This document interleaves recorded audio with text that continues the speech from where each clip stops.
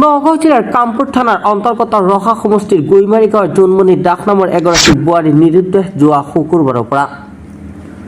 নগাঁও জিলাৰ ৰহা সমষ্টিৰ অন্তৰ্গত তথা কামপুৰ থানাৰ অন্তৰ্গত গৈমাৰী গাঁৱৰ বোৱাৰী এগৰাকী নিৰুদ্দেশ যোৱা শুকুৰবাৰৰ পৰা। ঘটনাটো এনেধৰণৰ, যোৱা শুকুৰবাৰে স্বামী বাসগৃহত এটা সৰু কথাত পৰিয়ালৰ মাজত মতানৈক্য হৈছিল। তাৰ পাছতে ঘৰৰ পৰা ওলাই গৈছিল জোনমণি দাস। স্বামী কৰ্মসূত্ৰে তিনিচুকীয়াত থাকে।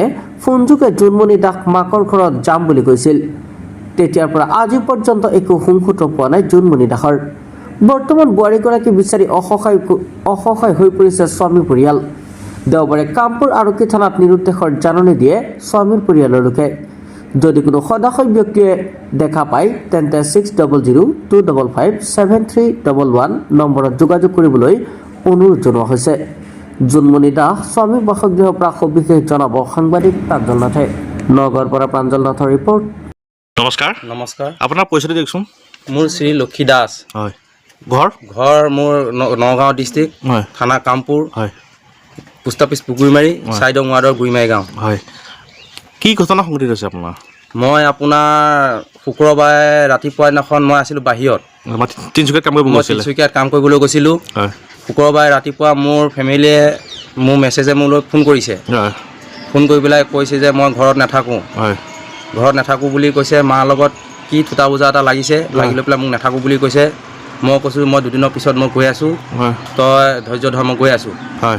তাৰপিছত তাই নাই, নৰখিলে। তাই আকৌ মাকৰ ঘৰলৈ ফোন কৰিলে। তাই মাকৰ ঘৰলৈ কৈছে, মাকেও মাতিলে বোলে আহক ঘৰলৈ, ঘৰৰ মানুহ ঘৰলৈ আহ, ঘৰৰ মানুহ ঘৰলৈ আহ বুলি ক'লে।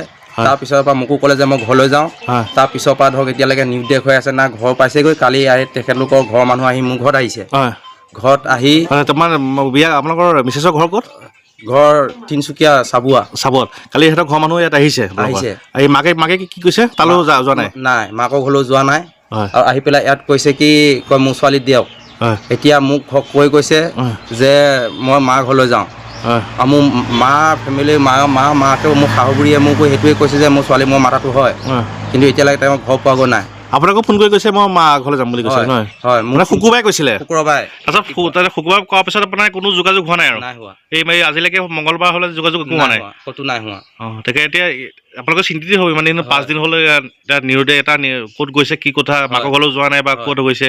এতিয়া আপুনি আৰক্ষী থানাত, কামপুৰ আৰক্ষী থানাত জাননী এখন দিছে? জাননী এখন দিলোঁ। হয়। জাননী এখনে দিলোঁ। এতিয়া 3টাকে ল'ৰা ছোৱালী, বাল বাচ্চা। এটা আপোনাৰ 11 বছৰ, ছোৱালীজনী 9 বছৰ, সৰু ল'ৰাটো 7 বছৰ।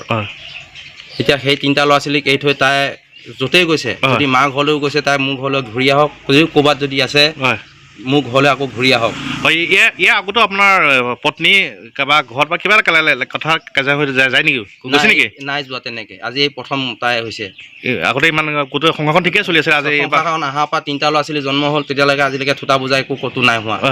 মোৰ লগতো থোটা বোজা নাই। এইবাৰহে গৈছে? এইটো আপোনাৰ চিন্তিত হৈ পৰিব। আপুনি পৰিয়ালক সকলোকে খবৰ দিছে? আপোনাৰ পৰিয়ালক খবৰ দিছে? মোৰ পৰিয়ালকো দিলোঁ, তেখেতলোকৰ পৰিয়ালকো দিলোঁ। এতিয়া হয়তো আপোনাৰ চিন্তিত হৈ পৰিছে, কিয়নো আপোনাৰ সন্তানকেইটা ভৱিষ্যতৰ চিন্তা আছে। তাকেতো এতিয়া মোৰ পৰিয়ালকেইটা, মোৰ এতিয়া ল'ৰা ছোৱালীকেইটা কান্দি কুটি হুলস্থুল। এতিয়া হুলস্থুল হোৱাৰ পিছত মোৰ বা আহিছিলে, বা লৈ গৈছে তাই অকণমান আমাৰ ঘৰলৈ লৈ যাওঁ বুলি। এতিয়া মিডিয়াত থৈ দি আপুনি কি আহ্বান জনাব? মিডিয়াত থৈ দি মই এইটোৱে কৈছোঁ, য'তেই আছে কোনোবা যদি সদাশৰ ব্যক্তিয়ে যদি দেখা পায় বা খবৰ পায়, যে মোক এই নাম্বাৰটোত কণ্টেক্ট কৰি যে মোক জনায়। ঠিক আছে, ধন্যবাদ।